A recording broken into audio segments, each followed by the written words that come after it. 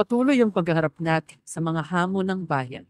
At dito sa agenda, kami ay titindig para lamang sa katotohanan at kapakanan o interes ng ating bayan. Corruption was monopolized. It was monopolized by the Marcos crony capitalists. At higit sa lahat, tinatayuan namin ang katotohanan na mula sa utos ng Diyos. We are always against any violent ways of doing things in governance and in all other things. We always uphold the sacredness of life. Sinusuri po natin ang programa at katapatan sa bayan ng mga opisyal. You were elected by the people. You were the choice of the people in whatever position you have right now, and you're supposed to represent them and what is good for the country. At gayon din ang pamamaraan at tapat, matapang na paglilingkod ng mga lider ng iba't ibang sektor ng lipunan. Yan ang komisyon. Hindi naman po yan bago. Hindi rin po yan yung mga insidente na ngayon lamang sumusulpot. Wala pong lugar dito ang fake news o disinformation na tunay na banta sa katotohanan ng ating karanasan bilang mga Pilipino. We must all continue to stay strong, healthy, safe, and truly free. Samahan niyo po kami sa patuloy naming pagsulong sa katotohanan ng pag-ibig at pangangalaga sa ating bayan at sa kinabukasan ng bawat Pilipino. Welcome mga kababayan. This is Attorney Fred Quezon and this is The Agenda.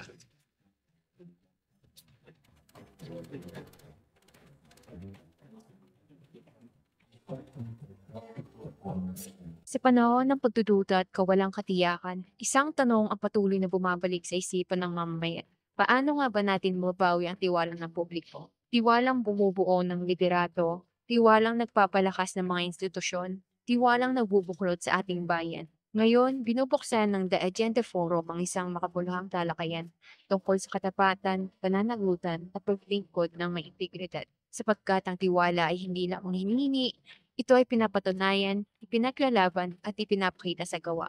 The Agenda Forum, pinig ng katotohanan, tulay ng pagkakaunawaan, daan tungo sa muling pagbabalik ng tiwala ng sambayanan.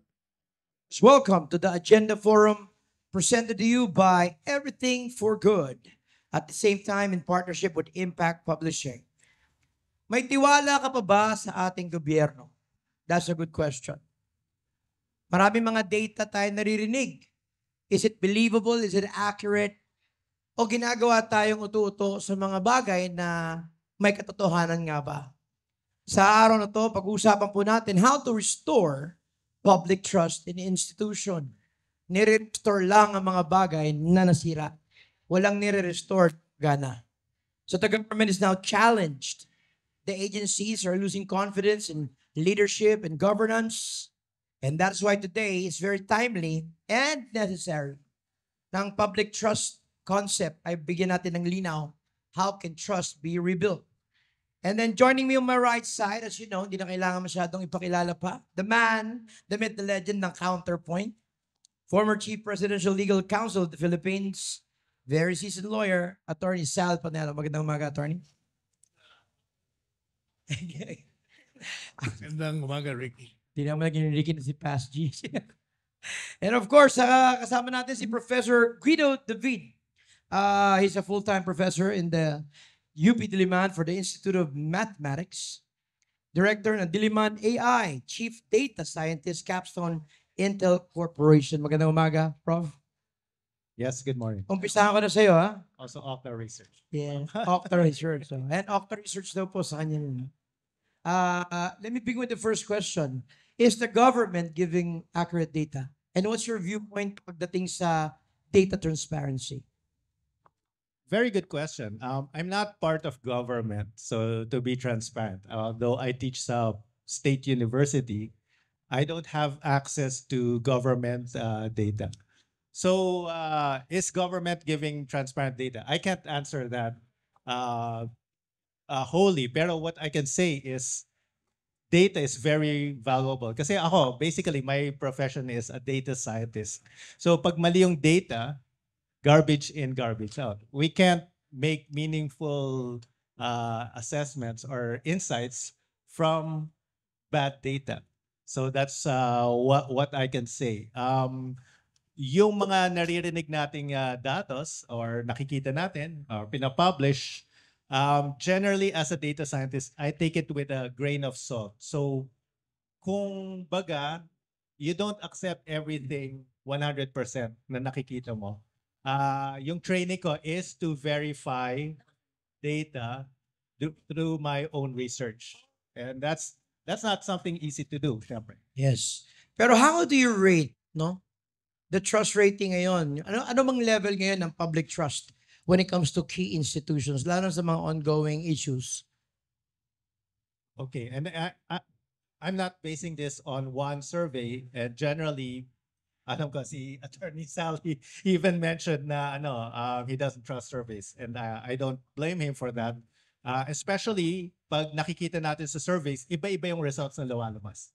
For me, surveys are more credible pag may consistency sa surveys. So I don't just look at one survey result. I look at multiple survey results for consistencies. Kung walang consistency, then in my mind, I'm not very convinced dun sa results. So, pero yung public trust, generally, ang nakikita natin, medyo mababa. Unlike, kunyari, noong 2016 to 2020, I mentioned this to you, Ricky. Mababa yung public trust sa institutions in general, pero iba-iba siya. Hindi naman mababa sa lahat. I can imagine DPWH will not have a high trust rating right now. Ang medyo mataas is AFP, Armed Forces of the Philippines. Because? I think because from the public's perspective, they do their job naman, so they defend our, they wage battles against mga terrorists. May nagagawang tama, ika. Meron nagagawang tama. At walang ginagawa masyadong mali. Yes, and dun sila nagbe-base ng kanilang public trust. But as far as government officials are concerned, I will be transparent na based on sa data, noong 2016 to 2022, former President Digong had one of the highest trust ratings according to the data. And that was consistent. He had 80 to 90%. We're not seeing that level of trust ngayon. So we're not seeing the time of Duterte, the trust is high. Now it's not as high. So Attorney Panelo, that sounds good to us, doesn't it? Ganyan nga, di ba? Mataas ang rating niya eh. Pero ano nga ba totoo? Unprecedented nga daw yun eh. Ano bang pananaw mo ngayon sa transparency? At kapag ka ba hindi naging transparent, di ba kanina sinabi mo, omission and commission. So pwede ako magbigay ng data na totoo o paano pag hindi ako nagbigay ng data? May mananagot ba pag may maling data? May mananagot ba pag mali ang impormasyon? Tanong mo kung transparent ang gobyerno? In a way. Transparent sa corruption. Dito, yan ang kitang-kita. Talagang napaka-transparent. Ang problema, hindi naman gumagalaw.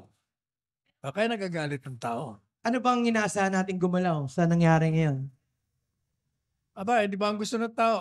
Alam mo, meron akong ikikwento sa inyo.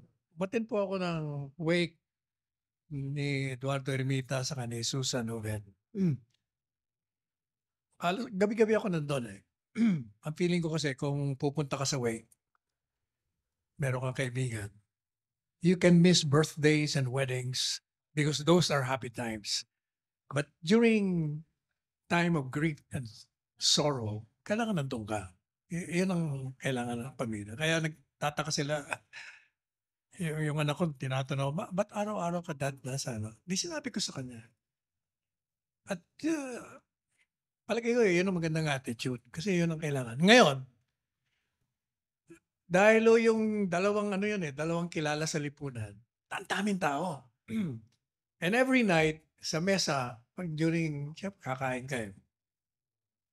Yung grupong inupuan ko, palagi kong nakakasama yung mga matataas, mga mayayaman, madaling sabi. Never ko pa na na-encounter sa kanila in my 7-8 years ng pagsasama-sama namin sa Salo-Salo na mag-usap sa politika. Pag-uusapan nila yung mga apo, mga anak, yung mga travels nila. Never ng politika, off limits yun. Pero nasyak ako pag-upo ko pa lang eh. Grabe ang galit. Kailangan ng gobyerno, ganito, ganyan. Pabaril na natin yan. Grabe ang galit na. Mayayaman to. Ano sa tingin mo Ganun naging cause katindi. nun? Bakit? Ang cause nga na, biro mo yung corruption nga naman pinopokus nila kay Inday Sara na yung 145 million, yung pala billion, trillion ng mga nakaw. Tapos hindi sila nagpo-focus doon. Pero may mangyayari ba talaga? May mangyayari? Meron ba nangyayari? Wala kang nangyayari. Kaya nga nagagalit ang taong bayan. Kasi gusto nila, gumalaw na itong si Bonget, si Presidente, na gumawa ng, my view kung ako tatanungin nyo, I've been articulating this. First, he cannot escape accountability. Kasi yung sinabi niya sa Sona na, mahiya naman kayo. Ang reaction ko kagad, mali yata. Dapat mahiya naman tayo. Why? Kasama siya doon. Kasi inamin mo Inamin mo, you know the corruption. You know yung bribery. Lahat inamin mo. Tapos ginalanan mo pa. 15. Ba't mo sasabihin na mahiya naman kayo? Pero para mag-gain natin uli yung trust ng publiko, kung ako nga naman ang presidente, anong pwede kong gawin para ma-win back ko yung ma-restore yung trust mo? Unang-una ganito. Bakit siya accountable? Hindi ba yung flood control projects anomaly ngayon? Saan ba galing yon? Sinasabi nila doon sa 2025 budget. Okay. Teka muna. Sino ba gumagawa ng budget? Department of Budget and Management. Under Presidente yon. So pag ginawa nila yon, bago nila ibigay sa Kongreso, binibigay muna kay Presidente yun. Ganyan ang ginagawa namin Kailangan mo alam syempre, si Presidente Duterte, tatanungin, patingin nga ng budget. Madalit sabi, ganun din ang ginawa ni Presidente Marcos Jr. So madalit sabi, alam niya kung saan allocated lahat ng mga pondo. Dadaan sa kanya bago dalhin sa Kongreso. Pagdating sa Kongreso, yung mga kaalyado niya, sila ang gagawa ngayon. Susuriin. Doon nila pinapasok yung mga insertions nila unlawful. After that, pag na-aprobahan, balik kay Presidente. So kung ikaw ang Presidente, alam mo na, dahil ikaw ang gumawa niyan, alam mo kung sino at paano, sinong mga nagdagdag dyan. Ang tanong, bakit mo inaprobahan? Kung hindi mo inaprobahan yung budget na yan, walang korupsyon. Pinito mo lang, siguro wala pang 3% kaya, hindi ka po pwedeng tumakas. Ngayon, anong remedyo? Anong remedyo? Dalawa lang kasi kung bakit. Kasi parang pinapakita niya, wala akong alam dyan. Kaya nga binubulgar ko, excuse me. Anyway, pagpalagay natin, wala kang alam. Dalawa lang yan. Either wala kang alam na napaglaruan ka ng mga nasa baba or complicit ka. Dalawa lang yan Now, regardless kung complicit ka o ang suggestion ko sa iyo, kung talagang gusto mong baguhin, survival na ang pinag-uusapan na, survival of this country in your presidency. Ang suggestion ko sa kanya, under the Constitution, there is only one primary function of a government, and that is to serve and to protect the people. You're head of government If your government is failing, then kailangan gumawa ka na ng mga hakbang.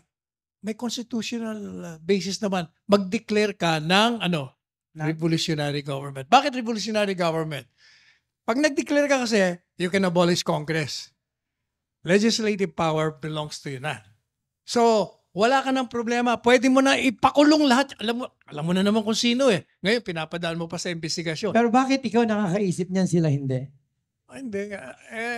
I'm a serious student of history and politics. And you mentioned accountability. Share ko lang kaya. Prof, question. Do you think that AI technology can help in restoring people's confidence when it comes to accountability in our government?